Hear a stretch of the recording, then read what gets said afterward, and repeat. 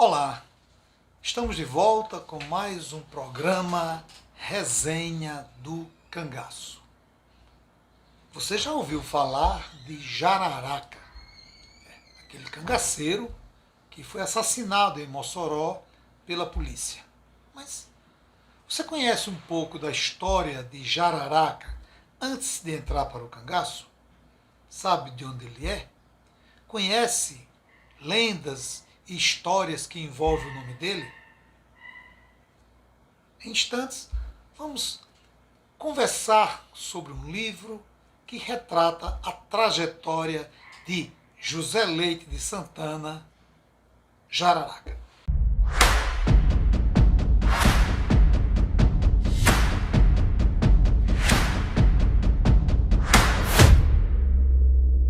No programa de hoje nós iremos conversar sobre esta obra aqui.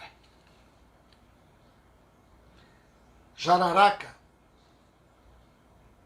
o cabra valente do Moxotó, de autoria de Paulo Medeiros Gastão, editora, coleção Sbeck, Universo das Caatingas, número 8, Mossoró, Rio Grande do Norte, 2016, o ano, 73 páginas.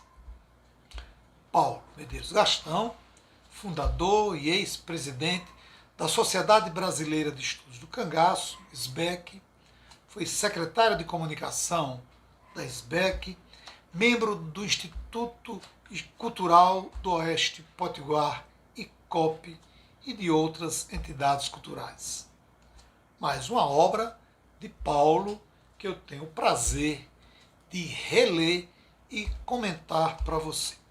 Essa obra contém 73 páginas.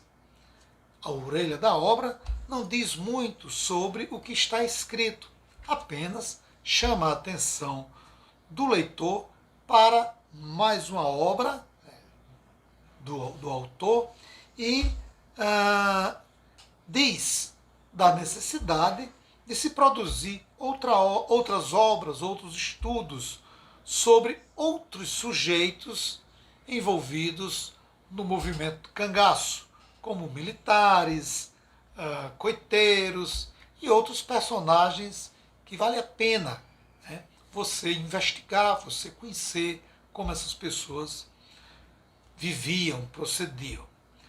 A obra ela não tem um sumário, ela não tem um roteiro de apresentação como tradicionalmente se tem em outras obras.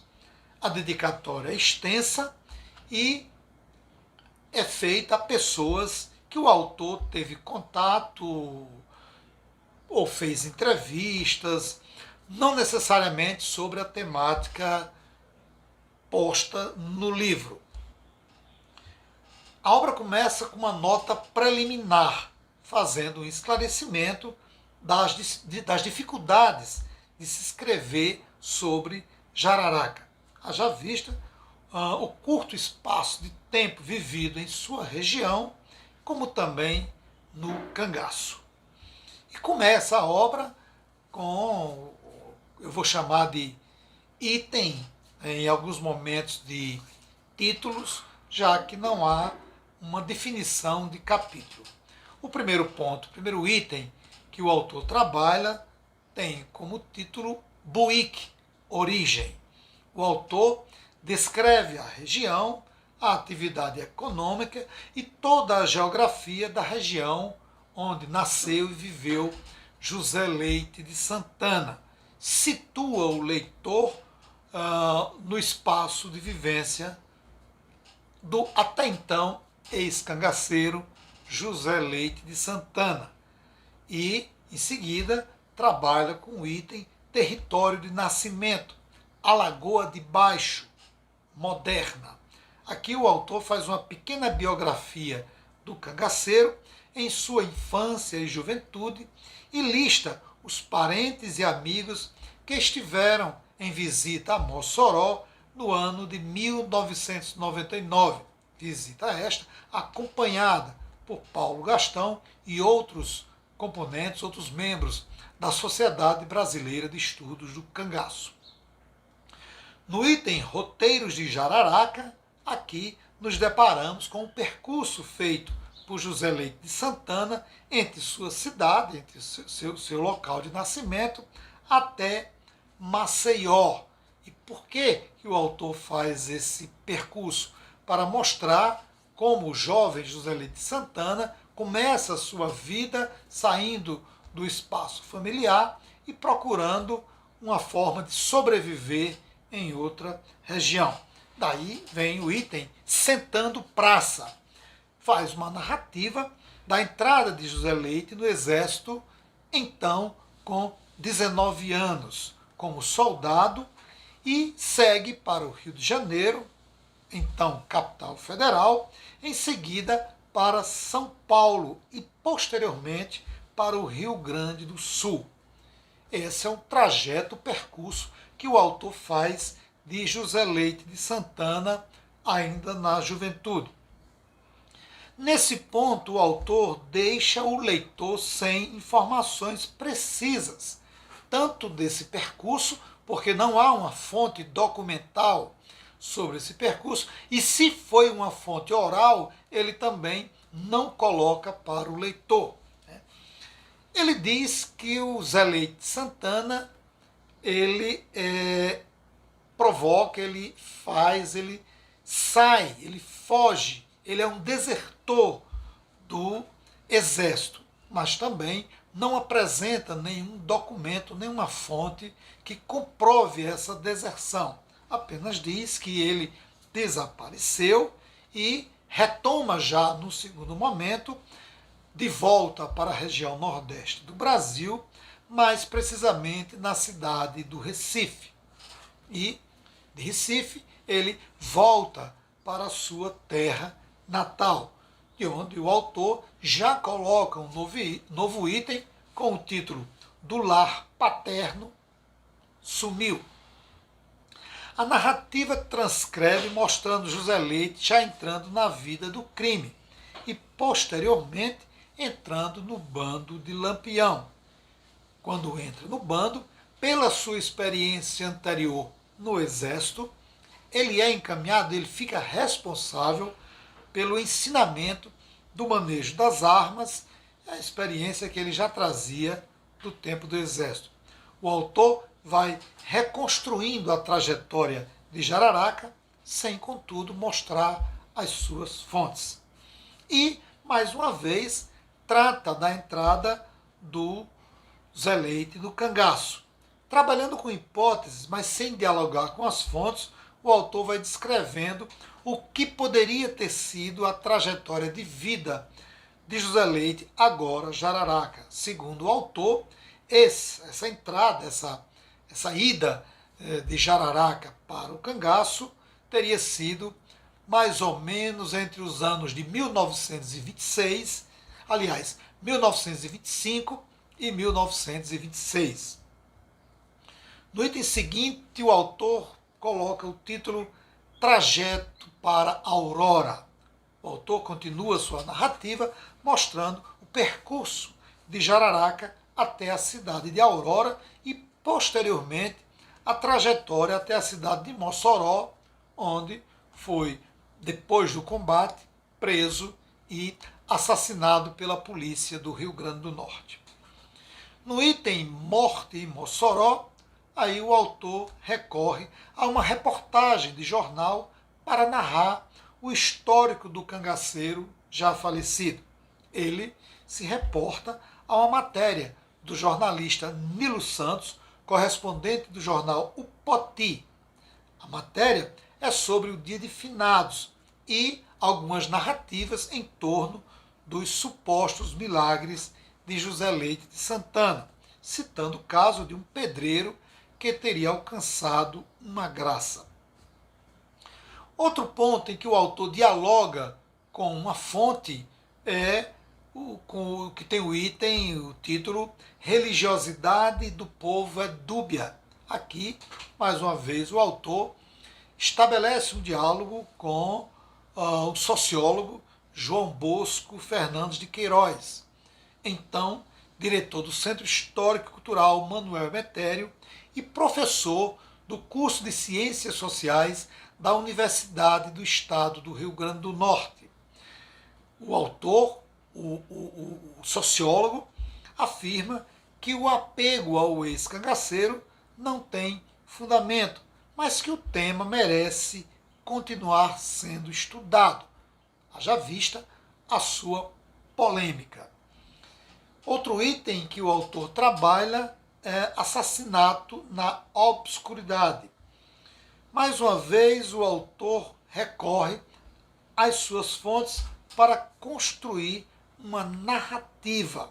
Dessa vez, a fonte é o pesquisador Raimundo Soares de Brito, que confirma, a partir de entrevistas realizadas com policiais que estiveram no cemitério na ocasião da morte de Jararaca, que as únicas palavras proferidas pelo cangaceiro foi: valha-me, Nossa Senhora, que não teria tido nenhuma discussão entre cangaceiros e policiais. O mesmo também nega que o cangaceiro teria cavado a sua própria cova. Essa é a abordagem feita por Raimundo Soares de Brito e transcrita na obra por Paulo Gastão. E conclui esse item com uma bibliografia específica sobre Jararaca. Aí ele foge à tradicional organização de obras, onde a bibliografia é sempre colocada no fim da obra e não no final de algum tópico. As citações, tudo bem, você pode colocar ali, citação, você faz a citação e coloca na rodapé, lá no rodapé, algum comentário à obra, mas do jeito que ele se fez com a mesma característica, com a mesma organização que é colocado lá no fim, uma bibliografia específica sobre Jararaca. Retornando a 1927, aqui a narrativa fica confusa, pois ao mesmo tempo que o autor demonstra a presença do cangaço na zona da mata, agreste e sertão, citando alguns nomes de cangaceiros, não estabelece uma linha de raciocínio para deixar o leitor em sintonia com sua narrativa. Em seguida, já aborda o retorno do bando após a derrota em Mossoró. Aí deixa o leitor sem entender um pouco o sentido desse item ou capítulo. Faz referência à visita do bando a Luís de Cazuza, na ocasião em que os cangaceiros compram rapadura a Luís de Cazuza, episódio esse já tratado aqui por mim em outras obras. Retoma mais uma vez a descrever os acontecimentos que antecederam a fracassada ou fracassado ataque a Mossoró. Aí continua a descrever o percurso do bando desde sua saída do Ceará até Mossoró. Então aí você vê um pouco de idas e vindas no texto que, se o leitor não ficar atento e não tiver um certo conhecimento sobre a temática, ele pode se perder um pouco. Inova em comparação a outras narrativas sobre a presença do bando em Mossoró, pois cita nomes de cangaceiros e suas origens. Essa é uma parte interessante da obra. Cada cangaceiro, membro do bando que esteve em Mossoró, o autor coloca o nome e a origem, a cidade, o estado que aquele cangaceiro nasceu e um pouco do percurso dele enquanto cangaceiro. Outra inovação que também, ao meu ver, não precisava estar na obra, mas o autor coloca, são alguns inquéritos policiais. Esse capítulo destoa um pouco dos demais. Ele mostra o processo, ele coloca em sua obra o processo de Pau dos Ferros, intimando todos os cangaceiros a comparecer à cidade de Pau dos Ferros para responderem processo. Não deixa de ser cômico você ler esse processo. Você imagina o oficial de justiça procurando cangaceiros para intimar para que esse cangaceiro compareça diante do delegado, posteriormente do juiz, para ser processado. Mas é um registro histórico que vale a pena você ter acesso. Só está, na minha compreensão, um pouco fora da proposta do autor. Outro ponto que eu achei interessante na obra é a composição dos grupos. Ele faz a divisão em 5 grupos liderados por Jararaca, Sabino, Macilon, Marinheiro e Lampião. Uma boa sacada do autor em descrever cada grupo e seu respectivo líder. No item Jararaca, entrevistado por Lauro da Escócia. Isso é bacana, porque ele faz não uma transcrição ipsiliter da entrevista, mas ele faz um comentário geral mostrando pontos principais da entrevista. Ele relata o diálogo, o momento em que Jararaca teve contato com o senhor Pedro Tomé, aquele senhor que viu, que se aproximou de Jararaca quando ele estava ferido, lá logo após a ponte que cruza o rio Mossoró, a ponte de trem. E foi esse senhor que entregou Jararaca à polícia. E outro momento, a chegada da volante do sargento Quelé, que vinha da Paraíba em perseguição ao bando. O sargento Quelé, com sua volante, chegou em Mossoró e teve um corre-corre, um medo, porque as pessoas pensavam que era o bando de Lampião voltando para saquear a cidade e libertar o Jararaca. Ele trabalha também, ele mostra em sua obra uma história que corre os sertões do Nordeste do Brasil. É a história de que Jararaca teria jogado para o alto uma criança e parado na ponta de um punhal. Perguntado a Jararaca sobre isso, e ele nega veementemente que ele teria cometido tal barbaridade. E nas nossas experiências, nossos contatos, nosso convívio, nós percebemos que esse fato ele é narrado com outros cangaceiros, não apenas com Jararaca. Em Mossoró, essa história está ligada a Jararaca. Mas quando você chega em outro estado, em outras cidades, outros cangaceiros, inclusive Lampião, já ouvi narrativas de que ele teria feito isso. Mas não existe nenhuma comprovação, eu nunca vi nenhum documento, sequer depoimento, de que esse fato pudesse ser verdade. Atrocidades e crimes bárbaros, os mais diversos possíveis. Mas esse, especialmente da criança, eu desconheço qualquer depoimento, qualquer documento que comprove que realmente isso tenha existido. Vamos agora para o meu parecer final. Mas antes eu quero pedir a você que acompanha o nosso canal, que está agora assistindo o nosso programa, que se inscreva, que dê o seu like, que compartilhe a nossa programação, que assista outros programas. Já existem várias resenhas de outras obras sobre o cangaço, assim como temos outros programas na nossa grade. E, mais uma vez, eu peço a você que participe, dê sua opinião, dê sua sugestão de livro. O canal é aberto, o nosso programa é livre. Você pode fazer o seu comentário da resenha, você fique à vontade, né?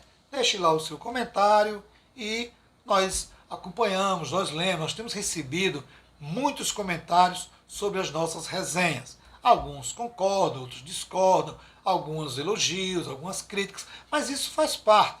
Quando a gente torna público uma resenha, um trabalho, você está sujeito a receber um aplauso, mas também receber uma crítica.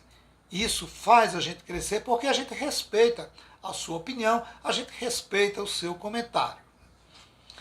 A obra Jararaca, o Cabra Valente de Moxotó, é uma obra que carece de uma maior organização das discussões que o autor se propõe a fazer. Constrói uma narrativa empolgante sobre o cangaceiro, porém estabelece idas e vindas de fatos e temporalidades que termina por confundir o leitor que não conhece, que não tem familiaridade com a temática e, em especial, com a vida de Jararaca. O uso das fontes também requer uma observação, pois não as cita e, quando estabelece o diálogo com os autores, faz de forma solta, sem seguir um padrão ou normas. Reconhecemos que o autor não é um profissional da história, nem tem a obrigação, pela sua formação, de seguir o que determina as normas dentro de uma universidade. Porém, é um escritor renomado e que poderia, sim, seguir essas normas para melhor trabalhar a sua produção especial. É uma obra descritiva, não faz uma análise dos fatos. É importante documento para preservar a memória do cangaço e do cangaceiro Jararaca, principalmente quando cita suas origens, período que esteve no exército e os familiares de Jararaca, que bem poderia ter aproveitado melhor as conversas que teve com os parentes do cangaceiro que foi assassinado em Mossoró. Poderia ter registrado essas conversas, e ter dialogado, ter citado essas conversas em sua obra. Mas é uma obra boa, é uma obra que vale a pena você ter na sua estante, na sua biblioteca. Ficamos por aqui. Obrigado pela sua companhia e até o próximo programa.